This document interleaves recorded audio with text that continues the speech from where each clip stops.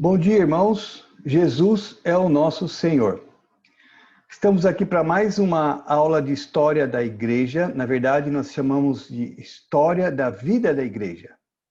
Lembrando que o nosso objetivo principal não é meramente ver, irmãos, a história da igreja como a gente vê em qualquer livro de história. Sim, nós vamos indicar, mostrar vários pontos sobre os fatos que ocorreram.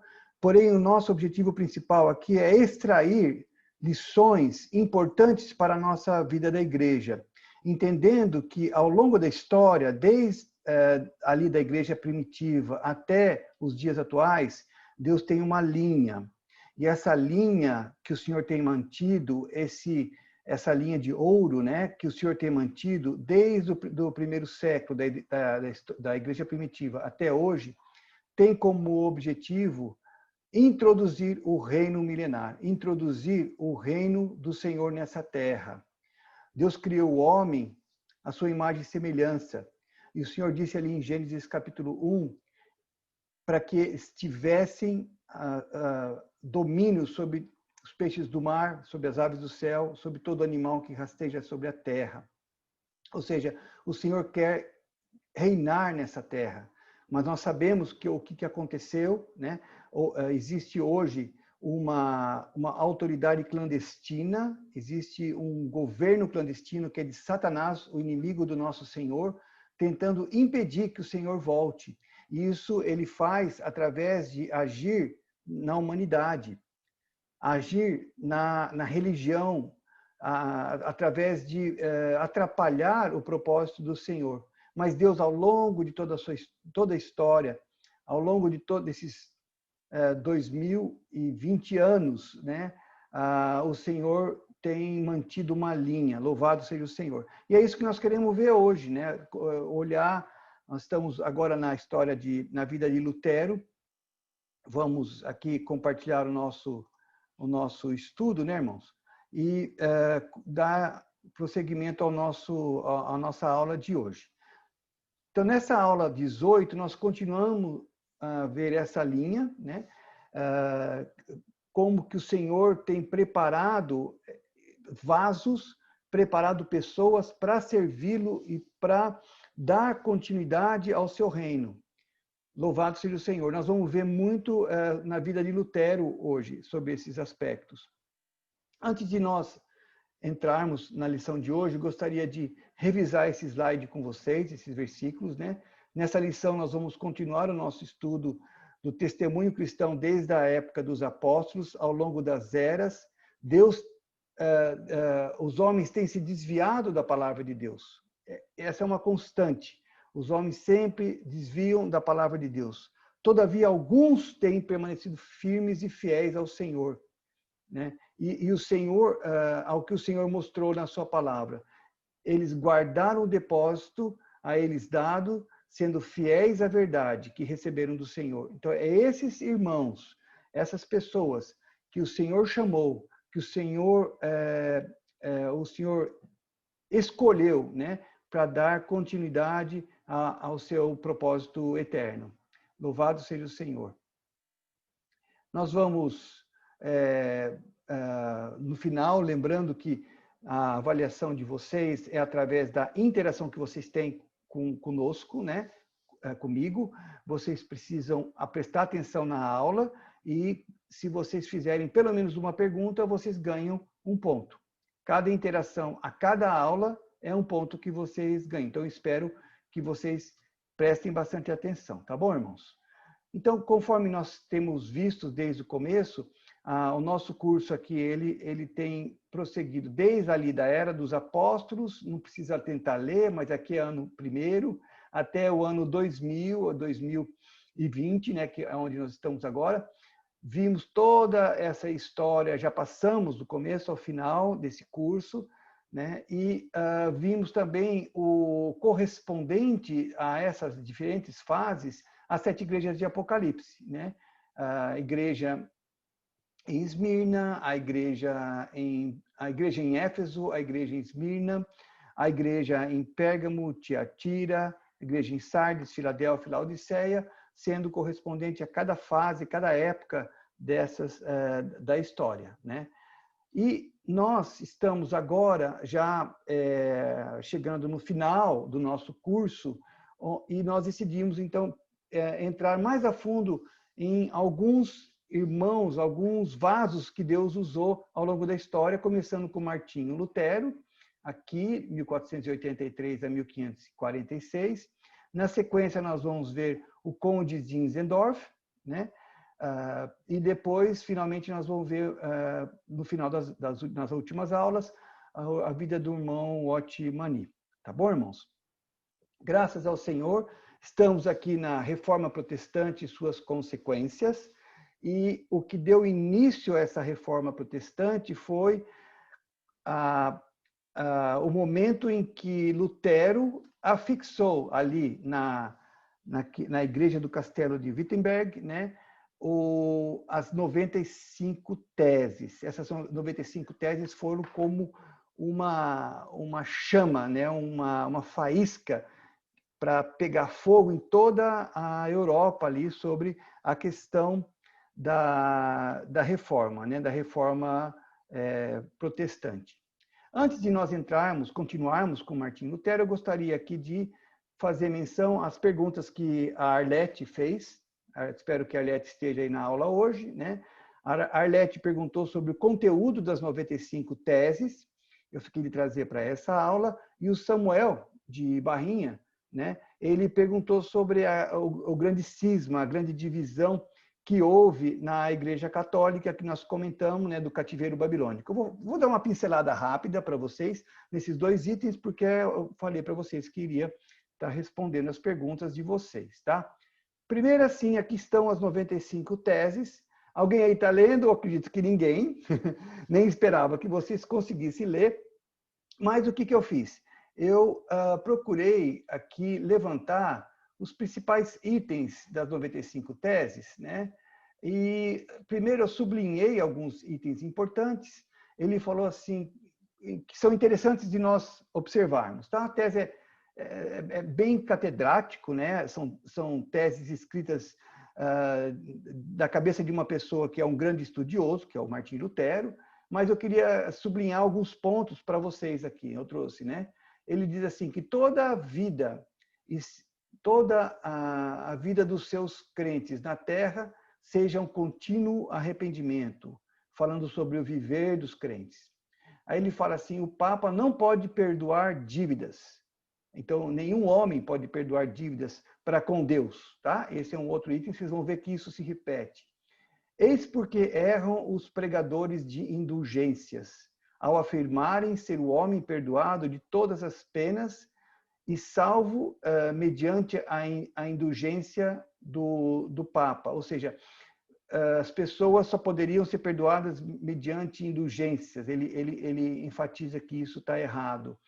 Pregam futilidades humanas quando alegam que no momento em que a moeda soa ao cair na caixa, a alma se vai do purgatório. Ou seja, através da ação do pagamento de indulgências, né, quando tem o barulhinho da moeda caindo ali, a pessoa é salva do purgatório. Então, ele questiona muito isso.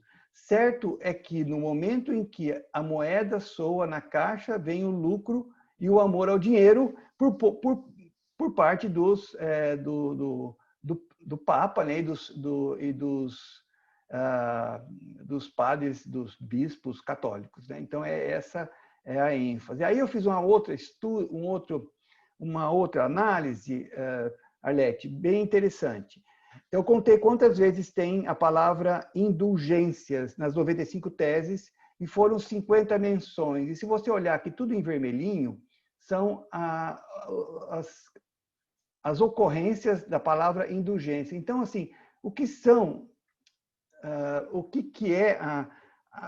as 95 teses? São uma reflexão e um questionamento de Lutero em relação à questão das indulgências, ao pagamento de indulgências. Lembrando que indulgência é o seguinte, vamos supor que você tem um parente que morreu, e você acha que esse parente, ele era, na época, né, católico, e ele morreu, e ele não era tão fiel assim, ele pecava. Então ele está no purgatório. O purgatório é um lugar onde as almas ficam ali até serem purificadas. Para sair daquele tormento do purgatório, o Papa falava assim: olha, se você me der um dinheiro aqui, vamos supor 10 mil reais, né, eu vou rezar para que a alma saia do purgatório. Então, quando Lutero começou a ler a palavra, estudar a palavra, mergulhar na palavra, ele viu que isso aí não existia na Bíblia, não existe indulgência na Bíblia, não existe. Depois ele começou a questionar, inclusive, a existência do purgatório. E ele ficou muito bravo, porque os representantes do Papa iam na cidade dele, iam nas cidades ao redor para cobrar indulgência, e ele ficava muito bravo, porque ele viu que aquilo lá era resultado da ganância, do amor ao dinheiro que os papas e os bispos católicos tinham, né? Então ele questionou muito isso, e nessas 95 teses ele bate muito na questão da indulgência. Outra palavra interessante, outra palavra que ocorre bastante aqui nas 95 teses, aqui é a mesma coisa, tá? A palavra dinheiro aparece 12 vezes, a palavra perdão 11 vezes, a palavra penitência 8 vezes, e a palavra papa 42 vezes, ou seja, quase o mesmo número de vezes que ele fala de indulgência, ele fala do Papa, questionando a autoridade do Papa de tirar as pessoas do inferno, questionando a autoridade do Papa de perdoar pecado, só Deus pode perdoar pecado. Ele tem uma série de questões que ele coloca em xeque, né, o que as pessoas criam naquela época.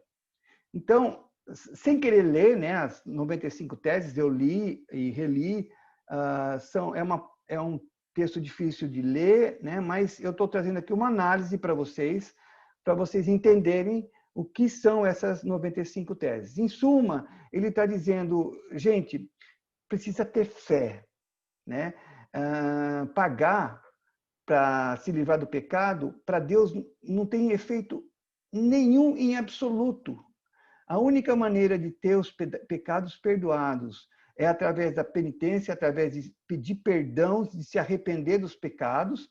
E também, outra coisa importante que ele fala, de crer, através de crer em Deus e pedir perdão de uma maneira sincera, você tem o perdão de Deus, e não pagando. Ele falou assim, pagar, e esse é o questionamento dele, é quase que é realmente uma tese, né, catedrática, onde ele questiona e mostra o ponto dele de uma maneira extremamente convincente, ao ponto de, em 2 semanas, essas 95 teses se espalharam por toda a Alemanha e Europa ali, né, e isso causou quase que uma revolução entre as pessoas, e as pessoas começaram a ficar, muitos ficaram com ódio, né, daquela situação, porque ele escancarou, ele abriu, né, esse amor ao dinheiro, essa autoridade desmedida, né, que os papas e os padres católicos tinham sobre a alma das pessoas. O único que tem autoridade sobre a alma das pessoas é Deus, né? Só Deus pode salvar, né? O Papa não pode salvar ninguém, né? O Papa pode ser, ele dizia, você pode ser usado por Deus, mas ele não é aquele que salva, ao contrário do que os católicos diziam, as autoridades católicas diziam naquela época. Espero que a Arlete, se ela estiver aí, ela esteja satisfeita com a resposta, né? Procurei fazer uma análise. Se você quiser ler as 95 teses, eu tenho aqui, posso te mandar, ou faça uma busca rápida no Google, 95 teses de Lutero, aparece lá várias cópias, isso é bem simples de achar, tá? Mas essa análise é eu que fiz para você, tá bom? Vamos em frente. Daí, o Samuel tinha falado sobre o cisma. O que acontece? Entre 1309 e 1377, foi uma época onde a residência do Papa foi alterada, de Roma para Avignon, né, na França. E durante essa época também havia tanto em Roma quanto em Avignon, tinham um falava que o Urbano falava que Clemente era herege, o Clemente falava que Urbano era herege, que era um impostor, etc.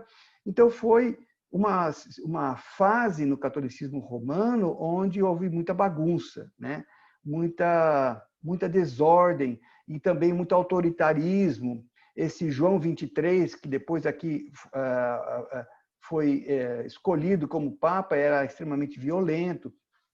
Então, foi uma época onde houve o que eles chamam de cativeiro babilônico da Igreja Católica. Eu não quero, lembrando novamente que o objetivo nosso não é esse, não é mostrar esses fatos.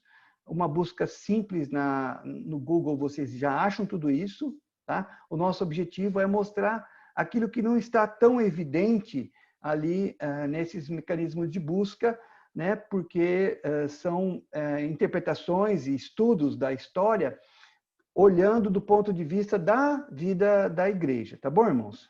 Então, é esse o nosso objetivo, né? O nosso objetivo aqui é trazer para vocês uma visão do viver da vida da igreja. Os fatos históricos estão bastante disponíveis nos livros, né? E vocês podem, através de uma busca simples, achar tudo o que vocês quiserem, tá bom? Voltando, então, para a aula de hoje. Hoje nós vamos dar continuidade. Na última aula nós vimos o cenário da época, né? A situação como que estava o mundo naquela época, a época das grandes descobertas, a época que a primeira vez que o homem deu a volta ao mundo através das grandes navegações, né? Magalhães deu a volta no mundo, o Brasil foi descoberto,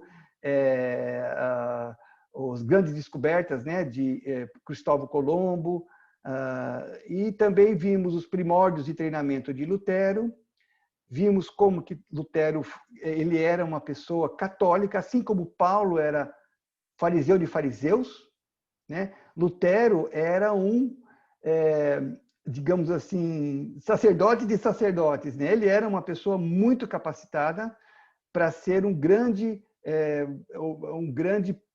até papa, né? Se fosse ver a trajetória dele, mas ele foi um vaso escolhido, assim como Paulo foi um vaso escolhido, apesar de ser fariseu de fariseus, ele viu o Senhor no caminho para Damasco, e ele falou, Senhor, né? Quem és tu, Senhor, através daquela luz? Lutero, mesma coisa. Ele estava a caminho de uma cidade, de repente, no caminho, houve uma tempestade, ele viu um raio, ele achou que ia morrer, ele falou assim, meu Deus, me ajuda, se eu não morrer, eu vou te servir para o resto da vida, e desse momento em diante, ele serviu a Deus, e através da busca dele, do estudo que ele teve da palavra, ele mergulhava na palavra, ele amava a palavra de Deus, ele viu que a salvação era pela fé. E aí ele teve o que nós chamamos aqui de mudança de ponto de vista, tanto em relação à salvação, pela fé e não por obras, como os católicos pressupunham que a salvação era por obras e não por fé. Lutero falou, não, salvação é pela fé e a consequência são as obras, né? Então ele mudou do ponto de vista da salvação e mais para frente ele inclusive muda o ponto de vista em relação à própria igreja, que ele se julgava fiel à igreja até aquele momento. Quando ele começou a receber uma oposição ferrenha, principalmente em relação à indulgência, depois que ele publicou as 95 teses, ali em 31 de outubro de 1517, olha, irmãos, estamos quase ali, hein? Hoje é dia 27, né? Aniversário da postagem das teses de Lutero. Então, quando ele postou aquelas teses sendo muito contra as indulgências, né, houve uma reação muito forte da parte do Papa, né? Nós vimos, então, na última aula, a reação contra o papado e a tradição. Ele teve uma reação muito forte. E vimos também o início das convenções, conferências e debates, onde o Papa, por 5 vezes, tenta parar Lutero, e Lutero ele se saiu muito bem de cada uma daquelas intervenções, conferências, reuniões que faziam para questionar tudo aquilo que ele estava defendendo. Hoje vamos continuar, então, com a história de Lutero. Ainda devemos ter mais uma aula para terminar, antes de passar para o Conde Zinzendorf, né? A expansão do ponto de vista de Lutero, então, como nós estamos falando, nós comentamos que os escritos dele foram distribuídos em grande distância, né? França, Inglaterra, Itália receberam aquelas 95 teses e algumas outras literaturas dele. Ficou claro agora que não havia mais reconciliação possível entre Lutero e Roma. Chegou um momento que não dava mais para Lutero tentar melhorar a Igreja Católica. Não tinha como, porque os pontos de vista deles eram completamente rechaçados, tá? E, com isso, multidões iam para Wittenberg, na cidade dele, para entender, ouvir e estar debaixo do ensinamento de Lutero. Inclusive, delegações eram enviadas da Itália, da Boêmia, né? E uma das pessoas que se uniram a Lutero foi o Melanchthon. Ele se tornou um grande amigo de Lutero, até na época dos julgamentos de Lutero, né? Lutero também começou a fazer debates com aqueles que haviam se separado da Igreja Católica. Então, não havia só Lutero que estava indo contra a Igreja Católica. Havia aqueles que lá atrás, né, seguindo outros irmãos, né, se opunham aos ensinamentos da Igreja Católica. Zwingli, por exemplo, era um reformador suíço e ele tinha alguns pontos de vista que Lutero não aceitava em hipótese alguma. Nós não vamos entrar em detalhe agora para falar sobre o Zwingli, sobre as questões que ele defendia, né? Mas é uma pena que, aí é um ponto negativo em relação à vida de Lutero, a maneira dele fazer, né? Que ele reagia àqueles que não concordavam com ele, com seus pontos de vista, da mesma maneira que a Igreja Católica se rejeitava Lutero. Ele chegava ao ponto de falar assim, olha, esses meus oponentes, né, Zwingli, os irmãos da Boêmia, ele realmente rejeitava falando, são fanáticos, diabos, patifes, hereges, desordeiros e hipócritas. Então, ele não tolerava, e existia aparentemente uma falta de graça por parte de Lutero de não, em hipótese alguma, aceitar aqueles que não concordavam com seus pontos de vista, né? E nós sabemos que são irmãos preciosos, por exemplo, os anabatistas, né?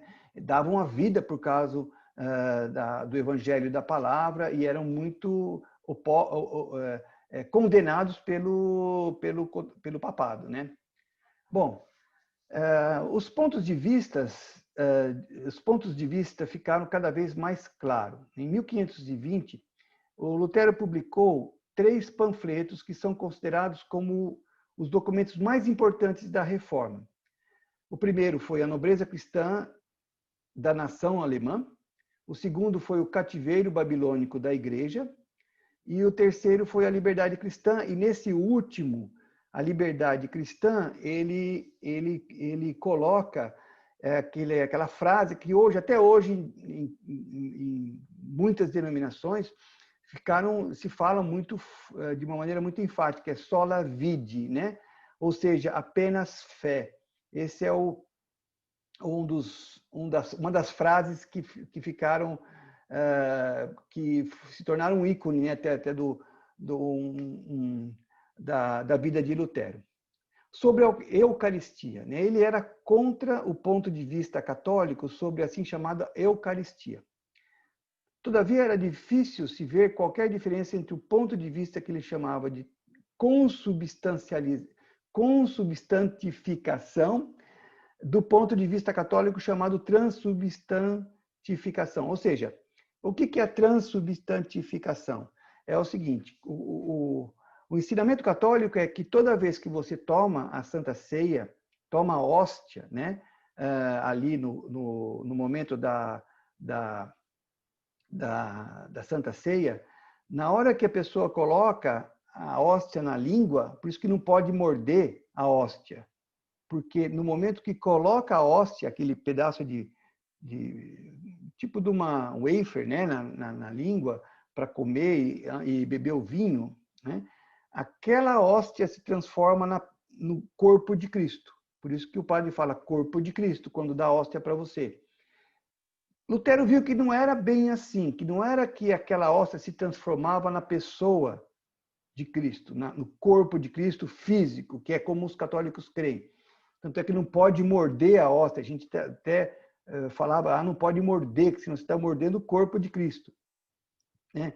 Em vez, o que Paulo falava? Que em vez do pão e do vinho serem miraculosamente transformados no corpo e sangue do Senhor, o Lutero dizia que o corpo de Cristo estava junto com o pão e não se transformava no pão. Ou seja, é quase a mesma coisa, né? Você tem o pão, você tem o corpo de Cristo ali dentro. Lutero também dizia que a nossa comunhão é com Cristo e com todos os santos. Portanto, o cálice não poderia ser retido dos irmãos e das irmãs, ou seja, ele enfatizava que tinha que ter uma comunhão do corpo de Cristo. Então, assim, alguns pontos que Lutero falava estavam corretos, outros pontos não tanto, né? Essa doutrina da consubstantificação ou transubstantificação, né? Ali existe várias questões que não estão muito corretas, né? Sobre o sacerdócio, Lutero viu que, de acordo com a Bíblia, todos os cristãos são reis e sacerdotes. Ou seja, não é apenas uma classe de pessoas que são sacerdotes, como é pregado na Igreja Católica, mas que todos são reis e sacerdotes, como nós vimos na palavra, né? Para nós isso hoje é muito claro, mas na época falar que apenas algumas pessoas, que todas as pessoas são sacerdotes, isso era uma coisa que era muito errado, né, para eles. Aqueles que eram chamados sacerdotes na Igreja Católica, ele chamava de ministros. Então não é sacerdote, e sim ministros. Ele também sentia que aqueles que serviam não deveria ser por indicação do Papa, e sim por causa do acordo do povo. Então ele acreditava que pelo acordo do povo uma pessoa virava um ministro, né? Se as pessoas não concordassem com a atuação do ministro, ele deveria ir embora. Também nada poderia impedir que ele se casasse. Isso é outra coisa que mudou radicalmente, né? O padre não poderia casar e ele falou, não, um sacerdote pode se casar sim. Todos os bispos, padres e freiras não têm uma posição mais elevada do que qualquer leigo. Isso foi outro choque, porque o bispo e padre eram os clérigos. Debaixo dos clérigos estão os leigos, né? Que tem que olhar para os clérigos e considerá-los como superiores. Na verdade, Lutero falou, não, todos somos iguais, né? Sobre o purgatório, cada vez mais ele duvidava da doutrina do purgatório, que era uma espécie de um limbo, um lugar que depois que a pessoa morreu, ele tem que ir ali para pagar os pecados. Então tem que ficar ali naquele sofrimento para pagar os pecados antes de ir para o paraíso. A palavra de Deus não mostra isso, tá? Não existe esse purgatório dos católicos, de acordo com a palavra. Sobre as boas obras. O ponto de vista sobre como a fé está relacionada com as boas obras é explicado da seguinte maneira. Olha que interessante.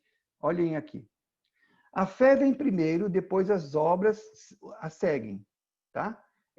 O amor flui a partir da fé e alegria no Senhor. E a partir do amor vem um desejo alegre e voluntário, pronto para servir o nosso próximo. Eu me dou ao próximo, assim como Cristo se ofereceu a mim.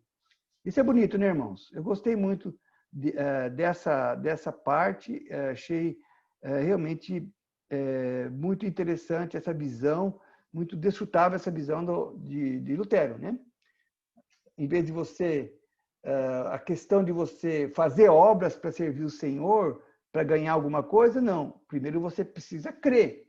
E o resultado de você desfrutar do Senhor, aí você e amar o Senhor, né, a partir da fé, aí você pratica. É um fruto, né? As obras são fruto, né, e não o contrário. Sobre o batismo. Lutero percebeu que o batismo leva à justificação somente quando houver fé. Então não é o fato da pessoa ser batizada de bebê, que não sabe nem falar nada, um bebezinho de 8 dias, que ele é salvo. Não, por quê? Porque para ser salvo eu preciso crer. E a partir do momento que eu creio, eu sou batizado. Então o que leva à justificação não é meramente o ritual do batismo, e sim a fé, né? A fé e o batismo andam juntos.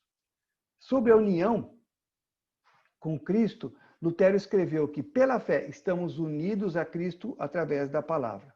É outro ponto, né? Sim, é interessante, irmãos, ver como que Lutero ele enxergava claramente essa questão da união com Cristo através da palavra, né? Isso é muito precioso. Vamos seguir então. Bom, colocadas essas questões, né? Finalmente, em 1521, Lutero é chamado a comparecer numa reunião, eles chamavam de dieta, né, ou conferência, ou, né, em Worms, na Alemanha, e ali ele era uma situação naquela época de muitas trevas, como vocês sabem, né? Assim como John Huss, 100 anos atrás, era uma situação de trevas, aqui era a situação mais profunda das trevas. Por isso que Lutero foi uma reação, foi levantado através de uma reação que Deus provocou para que o povo de Deus pudesse sair daquela condição terrível de trevas, né? Vocês têm uma ideia, a pessoa para ser salva tinha que comprar indulgência, né? Tinha que cair na graça do Papa, não dependia de crer no Senhor. Então Deus usou um filho leal da Igreja Católica, assim como havia usado Paulo, como eu falei para vocês no começo da aula, um fariseu de fariseu chamado de dentro da parte mais morta do judaísmo, né, para reagir contra as trevas da religião. Lutero foi escolhido, né, por Deus para brilhar nessas densas trevas. Bom, dito isso, então, depois daquelas 5 tentativas, houve esse dieta de Worms. Nessa dieta de Worms, nessa reunião que teve em Worms, que foi uma reunião super importante, houve o banimento. Lutero foi banido, né? E o banimento de Lutero pelo Papa foi realizado por meio de uma carta ao povo alemão, condenando Lutero por suas heresias. Desse banimento, foi dado para Lutero 60 dias, para que ele se arrependesse publicamente nessa reunião, nessa dieta de Worms. Apesar de ser dado salvo-conduto, né, ou seja, o imperador fala assim, olha, você pode ir, que eu garanto que você não vai acontecer nada com você, isso é salvo-conduto, tá? Lutero temia muito de ir nessa dieta de Worms, pois não havia uma verdadeira garantia de que ele não seria morto, porque John Huss, 100 anos atrás, tinha sido, né? Ele tinha salvo-conduto, ele foi para a conferência e ali ele foi condenado e ali mesmo ele já foi, martirizado, né? Foi morto, foi queimado vivo, né? Então Lutero tinha esse temor. Todavia ele disse: perguntaram-me o que eu deveria fazer se fosse chamado pelo imperador, porque no caso o Papa tinha chamado, mas o imperador também estava ali em Worms, tá? Lutero disse: eu irei mesmo que estivesse, eu irei mesmo se estivesse doente ao ponto de não conseguir ficar em pé. Não é hora de pensar em segurança.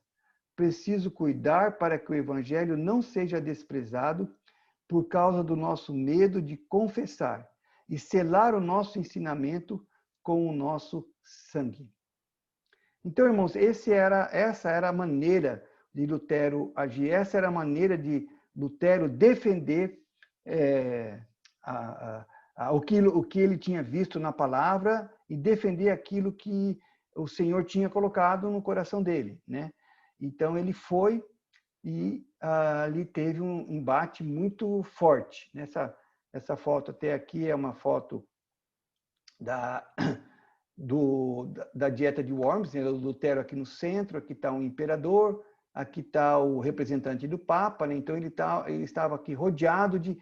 Essa reunião em Worms, ela não tinha apenas pessoas da Igreja Católica Romana, né? O imperador estava ali presente com toda uma comitiva, né? Muita gente estava ali. E ao ser acusado de seguir os erros de Wycliffe, né? Nós falamos quem foi Wycliffe, né? Ele traduziu a Bíblia, ele pregava a Bíblia de uma maneira simples, com pessoas pobres na Inglaterra, né? E John Hus, que foi morto, quando ele foi acusado de estar seguindo esses erros, considerados erros, a gente sabe que eram irmãos que amavam o Senhor, Lutero disse: como Vossa Majestade e os senhores desejam uma resposta simples, eu vou responder de modo simples. A não ser que eu seja convencido pelas Escrituras, com um arrazoamento claro, eu não aceito a autoridade de papas e concílios, pois eles se contradizem, os concílios, tá? Então, tinha um concílio aqui, depois tinha um concílio que contradizia o outro. Então, ele fala, eu não posso seguir concílio, eu tenho que seguir as Escrituras, né?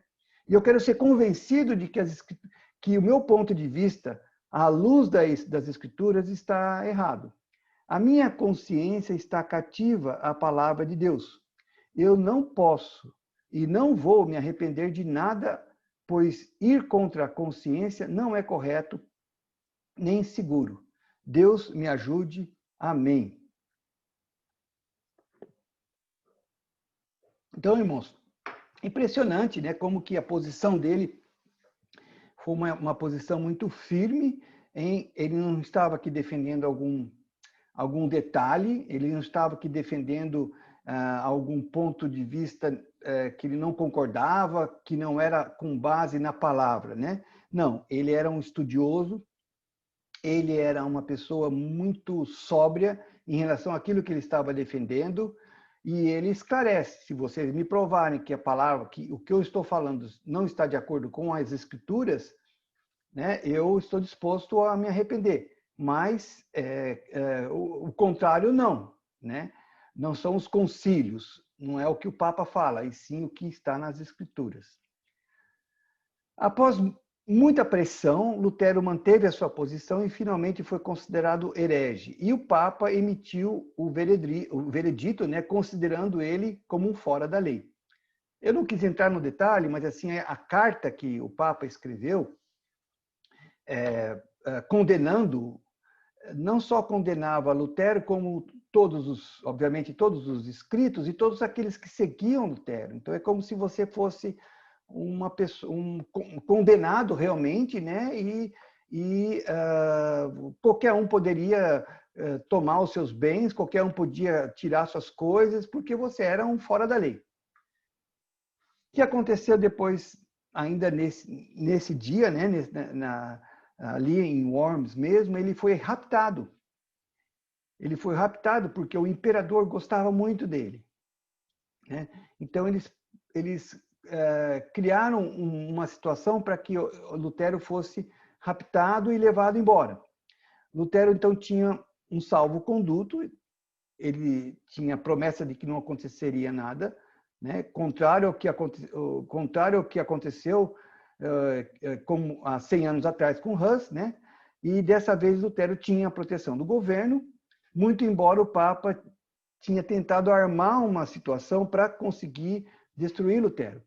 Lutero, então, foi raptado pelo eleitor Frederico, né? Lutero escreveu para um amigo depois, né, sobre como que estava a situação dele, né, naquele cativeiro, né, que ele tinha sido levado a um castelo para ficar ali, né? Ele falou assim, esse aqui é o testemunho dele, tá? Tiraram a minha roupa e deram-me a roupa de um cavaleiro. E estou deixando o cabelo e a barba crescerem de tal modo que, se você me visse, não conseguiria me reconhecer. Na verdade, nem eu mesmo me reconheço, ele falou, né? Então, assim, ele foi bem disfarçado. E ele ficou escondido nesse castelo, o castelo de Warburg, de abril de 1921 até o início de 1522.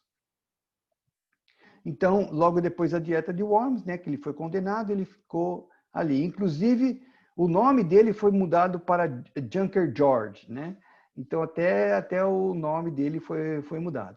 Para ele, aquele tempo no castelo foi como o deserto, né, e a ilha de Patmos de João. Foi um período construtivo, aqui eu coloquei para vocês uma foto do castelo, né? Era quase que uma fortaleza, né? E foi um período construtivo. Ele começou a traduzir a Bíblia, nesses 2 anos praticamente que ele ficou, ele começou a escrever, traduzir a Bíblia e terminou o Novo Testamento traduzindo diretamente do grego. Antes, até então, quando se traduzia a Bíblia do grego, traduzia para o latim, e do latim para as outras línguas. Lutero não, ele pegou e traduziu direto do grego, ele traduziu para o alemão, né? Foi impresso em setembro de 1522, foi a tradução de Lutero.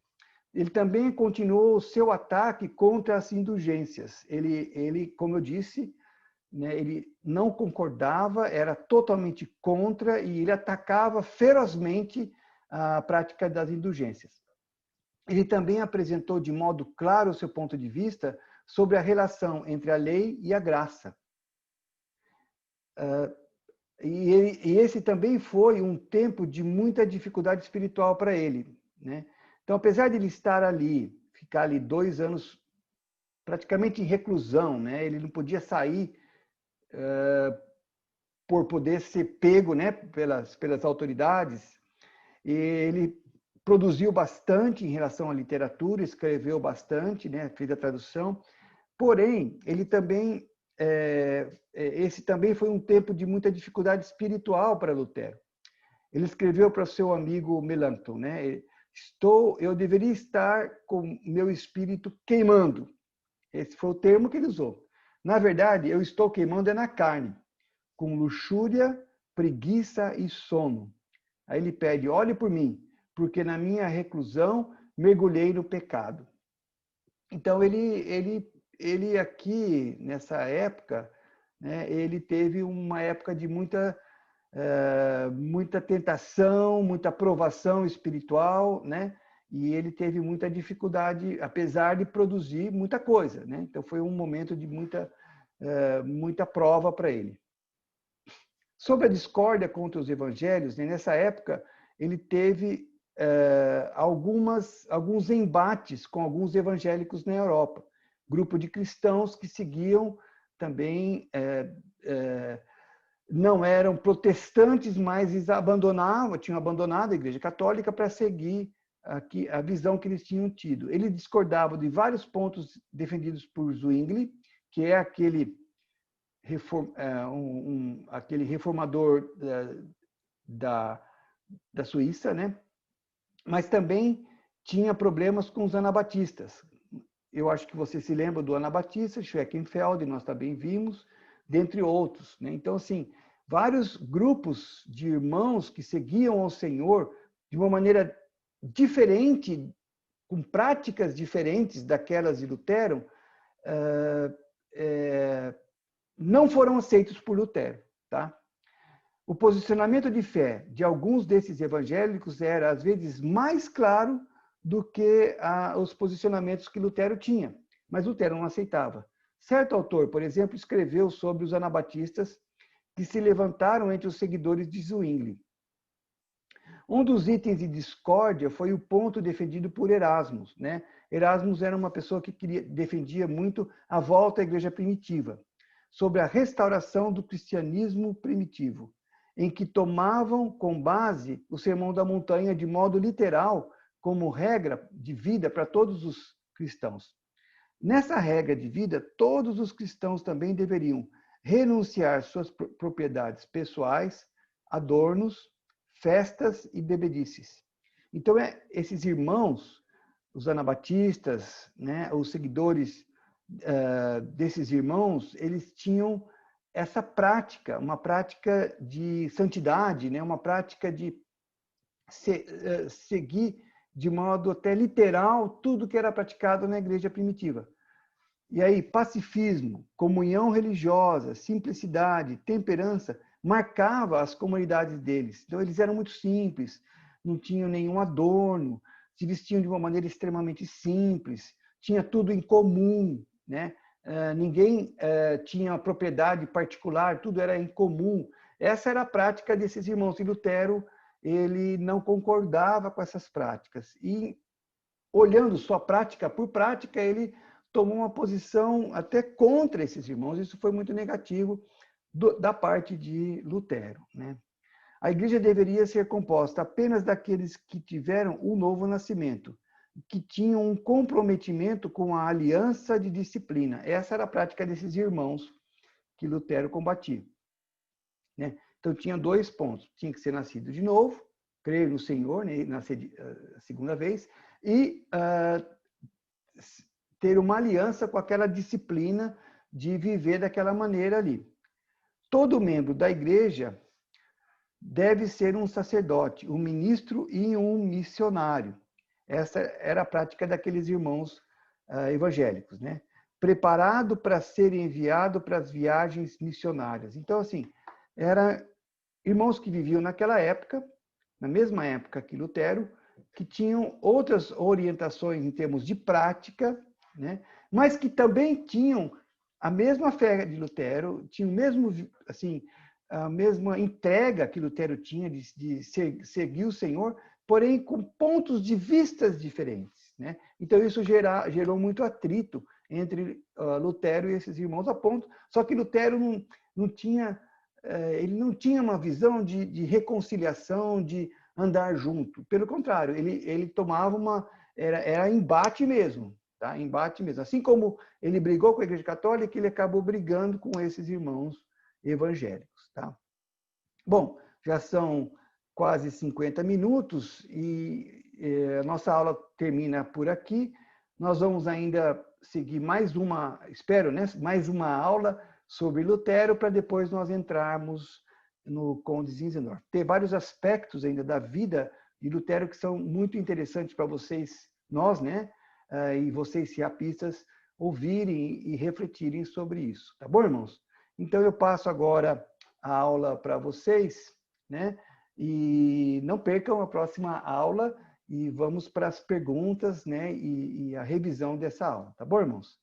Que o Senhor continue abençoando vocês, né, no CIAP e com todos os ensinamentos que vocês efetivamente possam colocar em prática no viver de vocês, né? Jesus é o nosso Senhor. Amém.